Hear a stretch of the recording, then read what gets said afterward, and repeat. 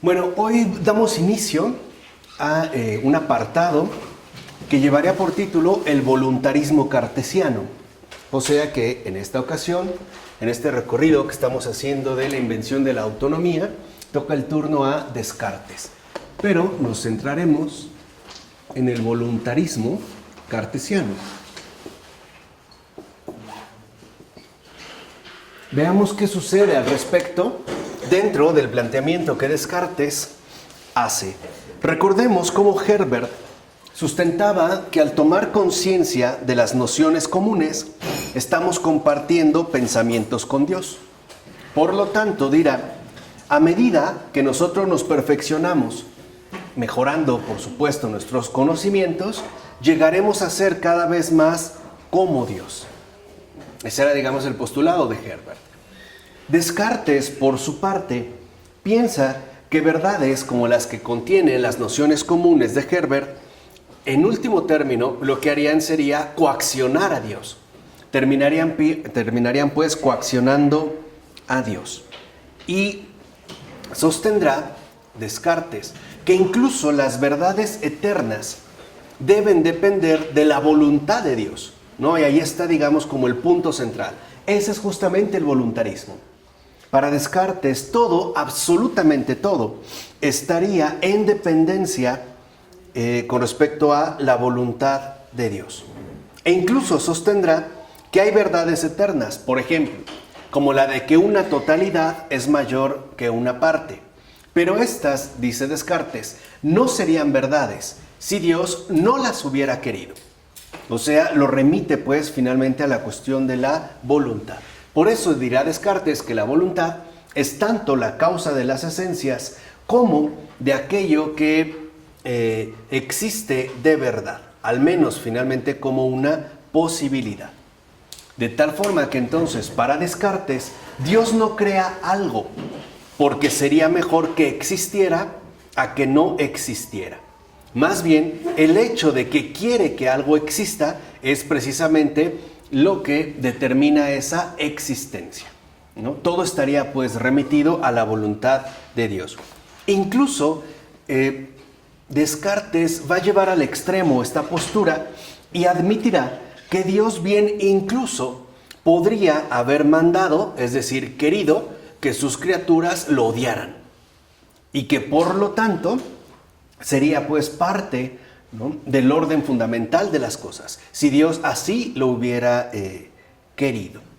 Entonces, a diferencia de Lutero, Calvino, Suárez, no dice ciertamente que Dios haya dicho que obedezcamos ciertas leyes de la naturaleza.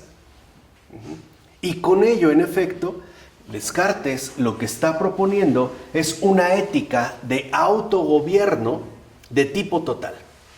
Ese va a ser, digamos, como el planteamiento moral de Descartes, una ética de autogobierno de tipo total.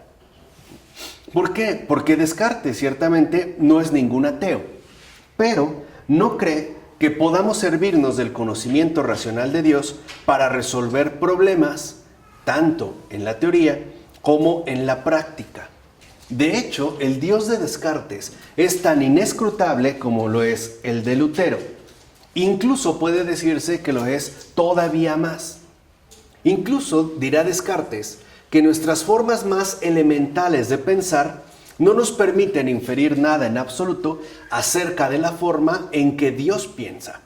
Entonces habría como una separación o un distanciamiento radical con respecto a Dios y a nosotros. De tal forma que para Descartes estamos más bien confinados a nuestra propia manera de pensar. Y por lo tanto no debemos participar de los planes de Dios. Entonces habría como una línea paralela. Simple y sencillamente nosotros nos quedamos con nuestro modo de pensar, ¿no?, humano por supuesto, y no podemos tratar de participar en los planes de Dios. Y si esto es cierto, dirá Descartes, en el campo teórico, lo mismo será en el campo de la práctica. ¿Por qué? Porque dirá Descartes que no teniendo, o más bien no sabiendo nada del propósito que ha tenido Dios al crear el mundo, no podemos suponer de entrada que todo lo que hay en él, es decir, en el mundo, lo hizo para nuestro provecho. Simple y sencillamente es algo que nosotros no podríamos suponer. Quien quiera entonces que ame a Dios, y eso es lo importante, tendrá que estar resignado a lo que acontezca, incluso si esto supone algún tipo de mal. En pocas palabras, ¿qué es Dios para Descartes? Lo mismo que, por ejemplo, para los neoestoicos, incluso para los cristianos neoestoicos. ¿Qué es Dios? Es una fatalidad. Ese es el voluntarismo. Dios, en todo caso, es una fatalidad. No tenemos ningún tipo de parentesco con Él, ni en el pensar, y por lo tanto tampoco en el obrar, y de esta manera, la providencia, pues, que se le atribuiría a Dios es una fatalidad. Y esto es muy delicado. ¿Por qué? Porque en el voluntarismo cartesiano, en efecto, Dios es equiparado a una fatalidad. Todo acontece porque Dios así lo ha querido. Y punto. No hay más. Y lo único que a nosotros nos queda es resignarnos a ese tipo de hechos. De tal forma que la voluntad que concibe Descartes de Dios, según él, sería un arbitrio total. Sería un voluntarismo llevado al extremo. Todo quedaría pues ciertamente disminuido a la fatalidad. Y aquí es donde muchos de nosotros también quizá podemos movernos de cerca a estos planteamientos cartesianos. Por ejemplo, cuando algo sucede que nos puede parecer como muy llamativo, no sé, el asesinato de un niño, y a lo mejor no de manera directa, sino sobre todo de manera indirecta, una de las cosas que nos preguntamos es ¿por qué Dios lo permitió? ¿No? ¿O por qué Dios quiso pues que ocurriera así? Para Descartes es que así es como quiso. Esa es pues ciertamente su voluntad. O sea, se piensa en una voluntad que netamente se presentaría en términos afirmativos. O sea, ocurrió porque lo quiso. Y lo cual cierra las puertas a tener una comprensión muchísimo más adecuada y global del obrar mismo de Dios. Porque la voluntad de Dios no solo se da, digamos, en un sentido afirmativo, también puede darse en un sentido privativo. Por ejemplo, si el hombre dice algo o le dice no a Dios, Dios sí puede decirle no al no del hombre. Y él tendría en todo caso precisamente esa última palabra. Entonces, si Dios es una fatalidad, en último término, se hace imposible el amarlo. Eso es lo dedicado en el voluntarismo. Cuando nosotros caemos en el voluntarismo y entonces Dios aparece como fatalidad, no hay posibilidades de amarlo. ¿Por qué? Porque siempre nos parecerá como algo arbitrario, injusto y sobre todo malo. Al final tendremos, ¿no?, que acudir a una especie de convicción de que Dios es malo. Por eso dirá Descartes que debido a este voluntarismo, lo cual representaría una total distancia con respecto a nosotros, tenemos que arreglárnosla por propia cuenta para saber cómo hemos de actuar. O sea, esa sería pues una cuestión netamente personal. Y a pesar de que Descartes afirme, ¿no?, que él quiere evitar sobre ética, pues de alguna u otra manera lo va a realizar, sobre todo en el discurso del método, donde elaborará lo que él mismo denomina una moral provisional. Esta moral provisional ha de usarse mientras Descartes, o el lector de Descartes, está suspendiendo su aprobación a todas sus creencias y está buscando un fundamento sobre el cual poder reconstruirlas. Pero mientras tanto, pues, tiene que actuar. Y por eso es necesaria justamente este tipo de orientación. Entonces, esta moral provisional va a comenzar con una máxima pagana, que de hecho corresponde con una máxima que pertenecía a la escuela escéptica. Obedece las leyes y las costumbres de tu país. Y va a continuar de otra manera, que son, digamos, como los aspectos centrales que va a manejar finalmente Descartes en torno al autogobierno. Entonces, por un lado tenemos Dios como fatalidad y lo que queda pues es el autogobierno. ¿Qué sucede en este caso? Para plantear este autogobierno de forma total, dentro de esta moral provisional, va a aceptar dos normas fundamentales. La primera es sé constante. Sé constante. Y la segunda, ten dominio de ti mismo.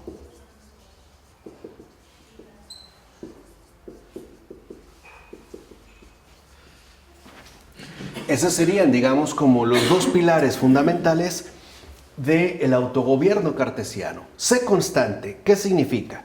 Una vez que hayas optado y dado inicio a un plan de acción, por muy inciertas que sean las creencias que han determinado tu elección, mantente ahí.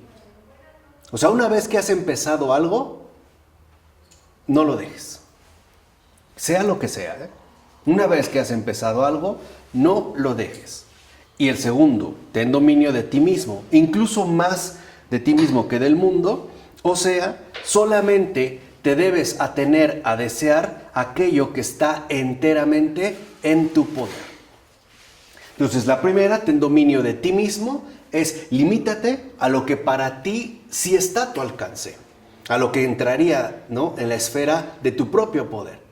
Y la segunda es, una vez que has dado inicio a algo, una vez que has dado inicio a un plan de acción, síguelo. ¿Vale? Estos, digamos, son como los dos presupuestos fundamentales de Descartes. Así, lo que va a suponer Descartes es que Dios mismo nos dio el poder para que pudiéramos separar la verdad de la falsedad. E incluso va a decir Descartes que él mismo tiene la intención de poder pasar toda su vida haciendo uso de ese poder. Por eso dirá Descartes que él dedicará su vida entera a buscar la verdad, valiéndose de sus nuevos métodos, y entonces sabrá finalmente cómo vivir. Es tan, digamos, como que estas afirmaciones de cierta manera como que perfilan el núcleo del intelectual moderno. El moderno que trata de orientar su vida hacia buscar la verdad, valiéndose, por supuesto, de los métodos adoptados. Y que una vez ya puesto en marcha, no se detiene, puesto que esto, de manera, digamos, paralela, le logrará aportar un saber vivir. O un saber precisamente cómo vivir, ¿no? Detengámonos brevemente en ello, porque aunque suena bastante bien, por lo menos tiene dos implicaciones, al menos, que no podemos pasar por alto. La primera, de entrada, se pretende buscar la verdad, o sea, la verdad no se ha revelado. O lo que es lo mismo, no se conoce la verdad. O sea, hay que pasar por alto a Jesús. Hay que saltarse a Jesucristo. La verdad no se ha revelado. Y si se ha revelado, no nos importa. Tenemos que buscarla. Y la segunda, tenemos que buscarla según nuestros modos y maneras.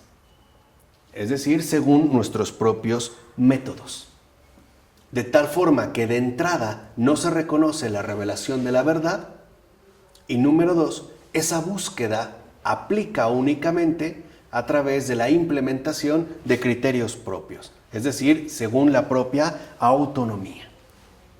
Y a partir de ello sabremos entonces cómo vivir. Por eso es tan fundamental para Descartes el darle firmeza a esta postura. Porque si yo soy constante y entonces una vez que emprendo un plan de acción no me detengo, eso significa que entonces tampoco seré capaz, por ejemplo, de acceder a un criterio de corrección. Por ejemplo, renunciar a un rumbo equivocado. E incluso el ten dominio de ti mismo me permite algo así como hacerme impermeable o blindarme para la interacción de algo ajeno a mí. Por ejemplo, dejar de tener dominio sobre mí mismo, dejar de aferrarme a mí mismo para abrirme a otra cosa. ¿No? En este caso, por ejemplo, a la intervención de la gracia o a la manifestación viva y plena de Dios mismo. Y esto, insisto, es algo como muy moderno y se ve en lo que a mi entender es la médula sustancial del método cartesiano. el cual se puede resumir, según lo alcanzo a entender, de una manera muy simple. Todo lo que hace Descartes se resume en lo siguiente: dudar de todo, menos de uno mismo. Ese es, a mi entender, como la médula estancial de Descartes. Dudar de todo, menos de uno mismo. Ahora, apliquemos ese principio de manera constante. ¿A dónde nos lleva? Pues a la paranoia radicalizada, al caos total, a la locura. Y es esta locura también uno de los rasgos más sobresalientes de la modernidad. Para el hombre moderno, todo es dudable, menos él mismo. Para el hombre moderno, todos están mal, menos él mismo. Se cuestiona todo, menos a sí mismo, porque no está dispuesto a renunciar a este dominio sobre sí. Es decir, ten dominio de ti mismo, traducidos más bien en términos de autoafirmación. Y eso también es algo muy moderno. El ser constante, que en realidad muchas veces nos conduce a ser más bien imprudentes o tercos. Este perfil moderno de aunque esté equivocado, pues no importa, ¿no? Ya no me echo para atrás porque es algo que yo he decidido. Precisamente, en tanto, me conduce a la autoafirmación. Cuando algo sale mal, de entrada pensamos ¿qué salió mal? Y esto es una herencia cartesiana. O sea, lo atribuimos de entrada a algo ajeno a nosotros mismos. No, los que están mal son los demás, o los que están equivocados son los demás. Los que no me entienden son los demás. ¿No? Nos volvemos en algo así como los perpetuos incomprendidos, ¿no? Los aislados, los solitarios, etc. Ahora, Descartes, por supuesto, se ha dado cuenta de que ninguno de nosotros va a tener siquiera alguna vez todo el conocimiento que necesitaríamos para vivir una vida ideal. Por ello, entonces, cualquiera, dirá Descartes, que sea la moralidad que nosotros queramos adoptar, pues esta siempre tendrá que ser provisional. Ahora, esta, digamos, a pesar de que se requiere, ¿no?, esta moralidad en términos provisionales, considerará Descartes, y eso es parte también de la psicología que él maneja, Descartes hablará que en todo caso lo fundamental radica en la sustancia pensante y que en pocas palabras es nuestra mente, o sea, el propio pensar, ¿no? La autoafirmación, que a su vez recaerá en la sustancia pensante, que de hecho es el sentido propio del cogito, en esta autoafirmación pensante. Ahí aparece pues como este perfil del cogito. De hecho, va a decir Descartes lo siguiente: querer, entender, imaginar y tener sensaciones y demás son solo formas diferentes del pensar y todas corresponden al alma. Los pensamientos que experimentamos como algo que depende solo de nosotros son las voliciones y son las únicas acciones de la mente. Entonces, para Descartes, la mente, ya entendido como una sustancia pensante, ¿no?, en este caso, digamos, hiperintelectualizada, también realiza sus propias acciones. Y a estas acciones se les conocen como voliciones. De tal forma que, dirá Descartes, cuando nos viene un pensamiento sobre algo bueno, aceptarlo es lo que llamamos deseo. Y finalmente el deseo puede inducir eficazmente nuestro cuerpo, reorientando todos los ánimos hasta la glándula pineal. O sea, también está tratando de dar como una referencia localizable, ¿no? ¿Para qué? Para que eso, en último término, a nosotros nos pueda ofrecer mayor certeza. Va a decir por eso Descartes que querer en relación con la acción será un pensamiento activo sobre el bien y el mal. Por eso vamos en busca de lo que consideramos bueno y evitamos lo que creemos malo. Así, si percibimos clara y distintamente que algo es bueno para nosotros, entonces, dirá Descartes, mientras mantengamos ese pensamiento ante nosotros, es imposible detener el curso de la acción. Y ahí está lo que yo les decía. Esta especie, ¿no?, como de impertinencia, de terquedad moderna. Si algo yo pienso que es bueno para mí, entonces ya no soy capaz de detener mi deseo. Es decir, la actividad que esto está fomentando. Me puedo pues encaprichar con este tipo de suposición. Dice, podemos abstenernos del bien que hemos percibido pensando que es bueno. Pero si nosotros pensamos que es bueno, es decir, que es bueno para nosotros, entonces ya no seremos capaces de detener el curso de nuestro respectivo deseo. Por ende, cuando actuamos libremente, hacemos lo que más queremos hacer. Entonces, si lo ven, también para Descartes, la libertad en la cual se han puesto en juego, ¿no?, estas acciones volitivas, corresponde con lo que quiero hacer. Y además que lo quiero hacer porque pienso que es bueno. Precisamente porque, según Descartes, Dios nos ha dado el poder de diferenciar, el bien y el mal. Entonces tengo las capacidades para pensarlo y por lo tanto también para desearlo, para buscarlo y en último término, precisamente para realizarlo. Por eso va a llevar a cabo, sin vacilación alguna, Descartes esta conclusión, que la causa del pecado es la ignorancia. O sea, si viéramos claramente, dirá Descartes, la acción que nos proponemos llevar a cabo es pecaminosa, sería imposible que pecásemos mientras lo viéramos de esta manera. Entonces, ¿qué llevó al pecado? La ignorancia. Porque si hubieran sido capaces de pensar lo pecaminosa que era esa acción, entonces ciertamente nunca se hubiera realizado. Es decir, ahora el poder se concentra en la sustancia pensante, que sería justamente, ¿no?, como la fuente del obrar.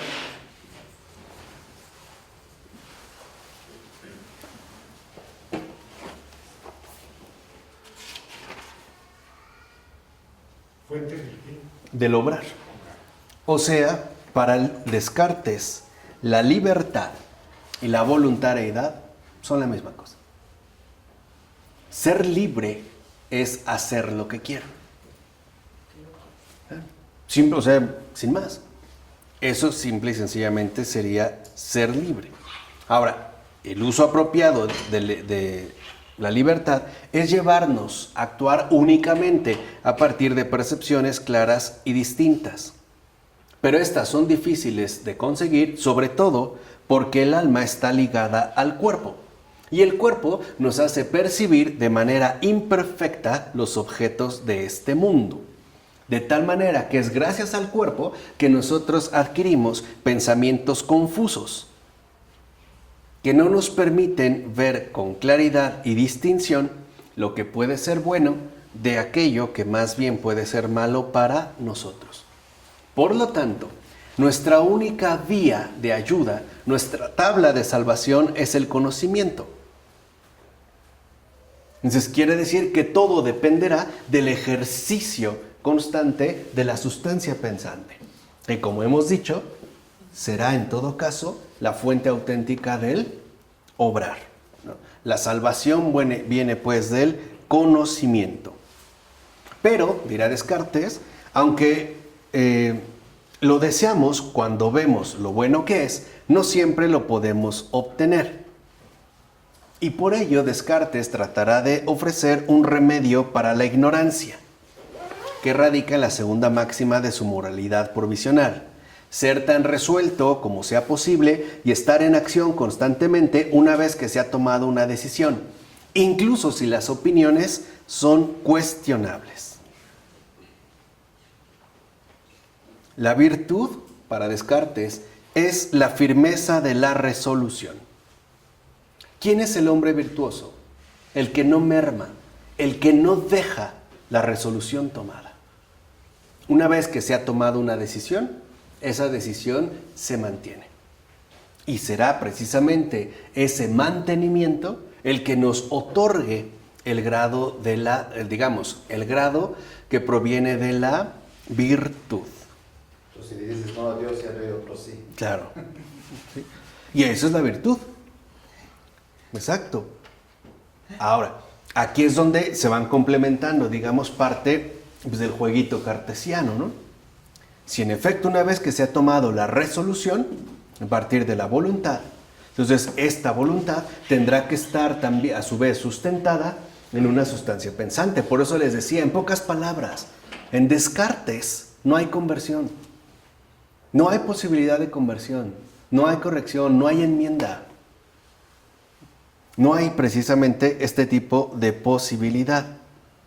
Incluso dirá Descartes que si tuviéramos un conocimiento perfecto, claro y distinto del bien, este conferiría orden a nuestra acción. Pero como no lo tenemos, entonces solo la firme determinación de la voluntad para ser constantes puede crear el orden. O sea que así como Descartes reconoce el voluntarismo así como Descartes reconoce en el voluntarismo la palabra última con respecto a Dios, pues lo mismo va a ocurrir con respecto al hombre. Y por ello, la voluntad humana en la que descansa finalmente la postura cartesiana, aún respaldada por la sustancia pensante, se va a convertir en una fatalidad. Puesto que si yo me mantengo, soy constante en la decisión tomada, nada podrá cambiar mi rumbo de acción. Ahí pues yo me volveré tremendamente terco. Y el libre albedrío es lo que nos aproxima más a hacernos como Dios. Dice Descartes que Dios es completamente constante. De ahí que cuando somos virtuosos, o sea, cuando nos mantenemos firmes, ¿no?, en la propia voluntad, no hacemos más que igualar la imagen de Dios en la medida de lo posible. O sea, haciéndonos constantes. Porque además, dice Descartes, mientras seamos constantes y actuemos según lo que tras reflexionar nos parecen ser las mejores razones, nunca sentiremos remordimientos o arrepentimiento. O sea, nunca tendremos nada que reprocharnos a nosotros mismos. Que es lo que le decía que forma parte finalmente, ¿no?, esta cuestión sustancial. De tal forma que, ¿qué es la virtud para Descartes? La constancia total de la propia voluntad. O sea, el autogobierno. Ese es el centro de su ética. Díganme si no es el gran pilar del hombre moderno.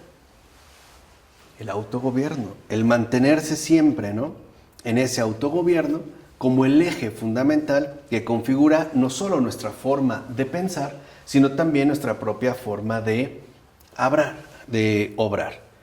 Descartes también dirá que debemos distinguir entre el máximo bien en sí mismo y lo que sentimos al llegar al tenerlo, y que él llama satisfacción. La felicidad, dirá Descartes, solo consiste en el sentimiento. Ahí radica. Yo pensé que era en el amor. En el sentimiento de eso obtenido. Nuestro objetivo final debe ser alcanzar el bien supremo. La satisfacción nos va a llegar a partir de ello. Descartes supone que ese máximo bien tiene que ser algo que esté enteramente dentro de nuestro poder, o sea, en nuestro alcance. Dice Descartes, es claro que la riqueza, el poder y otros bienes externos no lo están. Lo único que sí está enteramente bajo nuestro poder son nuestros pensamientos. Ahí está la radicalidad fundamental de nuestro poder, nuestros propios pensamientos. O sea, ¿en dónde radica el verdadero núcleo de nuestro poder? Pues en la propia mente, en los pensamientos propios. Y para no defraudar este poder, pues tenemos también que mantenernos firmes en la resolución de no traicionarlos. Pensar por pensar y querer porque así lo pienso. Es, digamos, como la línea que se está mostrando. Entonces, la virtud, que dijimos es la constancia de la voluntad, El desear resueltamente es entonces el bien supremo, pero habría que añadirle la felicidad. Por ello, dirá Descartes, debemos forjarnos el hábito de pensar que solo es bueno lo que está dentro de nuestro poder. Y lo que está dentro de nuestro poder, dijimos, son los pensamientos, pero también la voluntad. O sea, el yo. Ahí está el punto. En el caso del voluntarismo cartesiano, si Dios aparece como fatalidad, el autogobierno no es más que la exaltación, ¿no?, radicalizada de el yo. Ese va a ser, digamos, como el eje constructor de todo lo demás. Lo importante, por ejemplo, no es lo que pienso, sino que yo lo pienso. El peso recae enteramente en el yo. Ya no importa lo que hago, sino que yo lo realizo. Aquí, digamos, está ahondando digamos, dentro de estos perfiles fundamentales de la modernidad. Dirá Descartes, cuando percibimos que algo que nos afecta puede causarnos bien o mal, nuestra respuesta pasional hacia ese algo es amor u odio. Sentimos amor, dice Descartes, cuando una cosa se nos presenta como buena en relación con nosotros, o sea, como algo conveniente. Pero como el alma está atada al cuerpo, los primeros amores confusos que sentimos se dirigirán a preservar nuestro propio cuerpo. Pero eso se debe no a la naturaleza del amor y del deseo, sino a la falta de caridad en nuestras percepciones. Veamos, dice Descartes literalmente, la naturaleza del amor es que nos consideremos con el objeto amado como un todo, del cual no somos más que una parte. Transferimos a tal grado los cuidados que solemos tener para nosotros mismos a la conservación de ese todo, que retenemos para nosotros en particular tan solo una parte de ellos. O sea, un yo que concentra absolutamente todo lo demás sería lo único importante. Y para ello Descartes va a requerir sostener que el conocimiento transforma las pasiones. O sea que nosotros también podemos automodelarnos a través de un ejercicio pensante y de una soberanía volitiva. Sí, gracias. Gracias. Y para ello también necesitamos una especie de estimulante. ¿Cuál sería el estimulante? Pues entender que Dios es el más perfecto y que nosotros lo podremos llegar a amar cuando entendamos esto. Es decir, Dios es el más perfecto como yo. Aquí la cuestión ciertamente se ha invertido. Ese es el peor de todos, ¿eh? Sí, a mí también no me agrada nada. Ahora, Descartes presenta lo que él llama la generosidad como la cualidad que nos lleva a estimarnos a nosotros mismos según nuestro verdadero valor. Dirá Descartes, aun cuando podamos sentir estima o desprecio hacia cualquier cosa, dependiendo de cómo evaluemos su valía, su objeto más importante somos nosotros. O sea, en pocas palabras, la generosidad supone controlar los propios deseos y llevar a uno mismo a pensar bien de los demás. ¿Qué es ser generoso? El yo que tiene en consideración a los otros, ¿no? En este caso, obviamente, a los demás. De tal manera que cuando el amor por Dios nos lleva a considerarnos como parte del gran todo que Dios ha hecho, cuanto más nobles consideremos ese todo, nuestra estima por nosotros mismos también será mayor. Porque lo está pensando justamente en términos de una totalidad. O sea que para Descartes no hay un verdadero conflicto entre lo que es bueno para nosotros y lo que es bueno para los demás componentes de la creación. En pocas palabras, no hay conflicto entre el amor y el egoísmo. ¿Por qué? Porque el yo también finalmente apunta a una totalidad.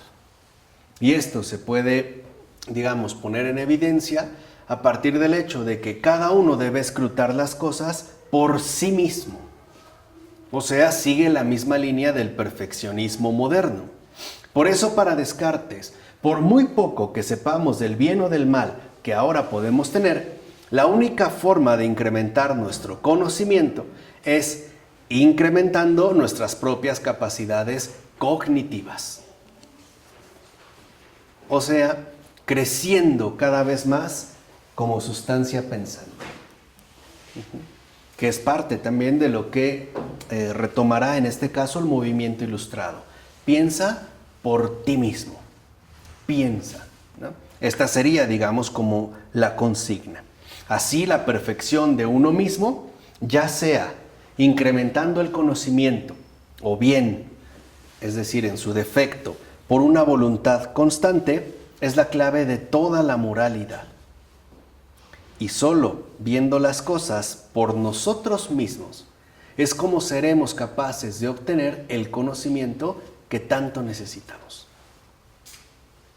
Entonces, lo que vemos es que, obviamente, Descartes necesita caracterizar la voluntad de Dios de esta manera para poder dar pie a su propio voluntarismo, que ahora en efecto quedará recogido en un yo que se caracteriza por su perfeccionismo en tanto cosa pensante, o bien por su permanencia en la voluntad y que en pocas palabras no requeriría absolutamente de nada más.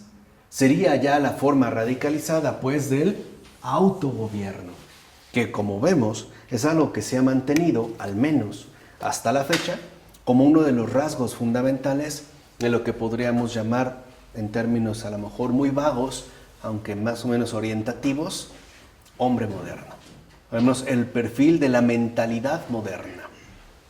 El hecho de ser constante, tener dominio de nosotros mismos, conservar la autoafirmación y centrarlo todo, a final de cuentas, en torno al yo. ¿De acuerdo?